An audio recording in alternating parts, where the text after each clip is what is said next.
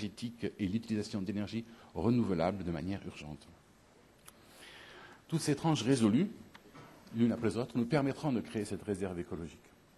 Mais revenons-en à notre sujet, c'est-à-dire les biocarburants. Je voulais d'abord définir la situation actuelle. Sur ce camembert, sur ce gâteau, vous voyez plusieurs tranches, et elles montrent très clairement qu'en ce moment, les biocarburants, c'est en fait 3 pays, 3 zones. Le Brésil, l'Union européenne et les États-Unis. La production de biocarburants entre 2000 et 2007 a plus que triplé, de 18 milliards à 60 milliards de litres. Les biocarburants constituent moins que 3% de l'approvisionnement mondial de carburant pour usage de transport.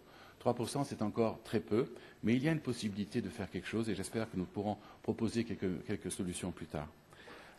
L'effet positif sur l'empreinte écologique est donc encore très faible.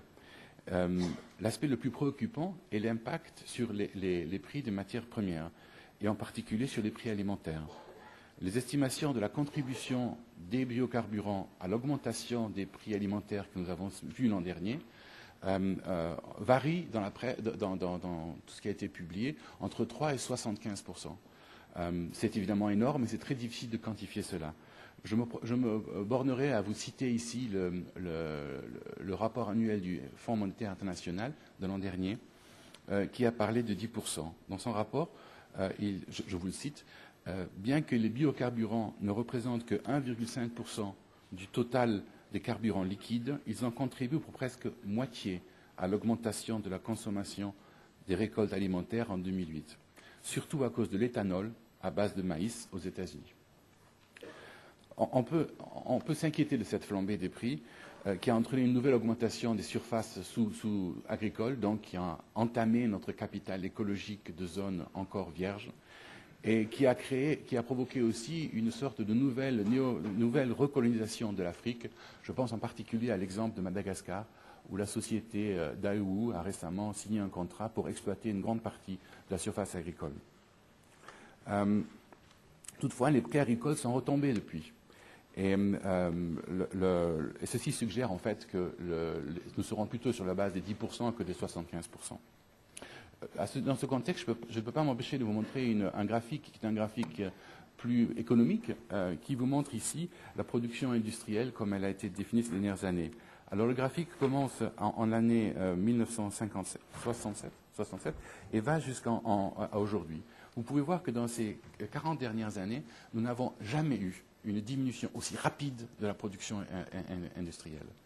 Alors, cette production industrielle, qui est la ligne bleue, la ligne rouge représente les exportations, qui est en fait un miroir de la même chose. Cette diminution de la production industrielle a eu pour conséquence immédiate la baisse de tous les prix des matières premières. Le pétrole est à nouveau à un prix extrêmement bas, le baril de pétrole, et je pense que ceci est probablement un change plutôt dû à l'offre et à la demande que dû à la situation réelle.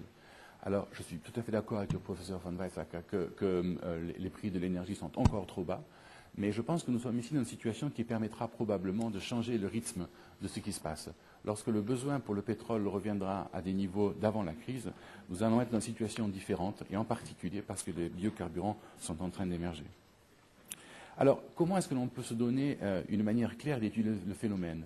Là, j'aimerais à nouveau parler un petit peu de la Suisse romande et vous dire qu'à l'EPFL, il y a une initiative qui d'ailleurs a été présidée dans un départ par Claude Martin, notre président ici, pour essayer de trouver une standardisation de toute la technologie et la terminologie qui caractérise les biocarburants. L'idée est d'établir une méthode de mesure d'impact basée sur des critères et des principes standards pour la production de biocarburants et pour le calcul de l'effet net de la réduction des émissions. C'est ce que l'on appelle en anglais le Greenhouse Gas Accounting.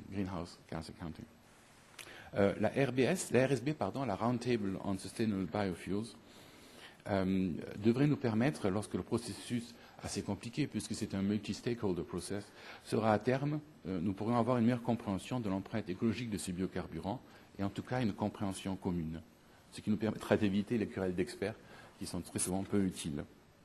Mais il n'y a pas que... Je vous encourage beaucoup à visiter le site web de l'EPFL et d'aller vous renseigner sur cette initiative qui, à mon avis, permettra de vraiment démarrer un débat cohérent sur les biocarburants. Mais il n'y a pas que Lausanne qui s'occupe de ça. Zurich aussi s'en est occupé. Il y a l'EMPA à la ETH qui a fait une étude, à mon avis, tout à fait passionnante, où l'on peut voir justement l'utilisation de base pour les biocarburants en Suisse. Alors, pour vous expliquer ça très rapidement, vous avez sur l'axe vertical les émissions de gaz à effet de serre et sur l'axe horizontal les émissions par rapport à l'essence, c'est-à-dire par rapport à la benzine. Pardon, l'impact écologique total, excusez-moi.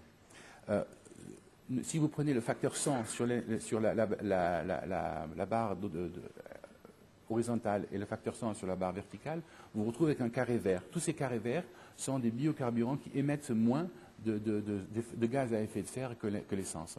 Vous pouvez voir par exemple que faire des biocarburants basés sur la pomme de terre en Suisse, c'est quelque chose d'absolument ridicule. Nous sommes tout à fait à l'extrême du graphique. Nous sommes dans un endroit où il n'y a absolument aucune classification, ni au niveau énergétique, ni au niveau émission. Par contre, si nous revenons un petit peu plus en bas à gauche, nous nous retrouvons dans une situation où on peut voir que les déchets, s'ils sont traités de manière cohérente, peuvent contribuer rapidement à l'utilisation en tant que biocarburant. J'insiste sur le mot rapidement, puisqu'il n'y a pas besoin d'adaptation particulière, pas besoin de nouveaux systèmes de distribution d'énergie. Ceci pourrait avoir lieu rapidement dans les stations-service comme ici. Mais ce sont des quantités tout à fait négligeables pour le moment. Et il s'agit là vraiment de musique d'avenir. Alors, il y a certainement des solutions possibles pour le futur, mais il y a également des défis importants à relever dans ce contexte. Et les deux défis qui, à mon avis, me paraissent les plus cruciaux sont les deux défis sécuritaires. Sécurité de l'énergie, comment est-ce que nous allons arriver à continuer à maintenir le soutien en énergie dont nous avons besoin pour que notre société continue à fonctionner économiquement de manière efficace, et le défi de la sécurité alimentaire. Comment est-ce que les biocarburants vont pouvoir contribuer au déficit énergétique sans mettre en danger la production des matières agricoles. Et je pense qu'en guise de conclusion, j'aimerais quand même ajouter qu'il y a là deux fois le mot sécurité, et que le mot sécurité seul est peu important aussi. Des situations où la sécurité énergétique et la sécurité alimentaire ne seraient plus garanties auraient un effet immédiat sur la sécurité mondiale. Je vous remercie et j'espère que nous aurons maintenant l'occasion d'avoir une discussion en panel un petit peu plus approfondie. Merci beaucoup.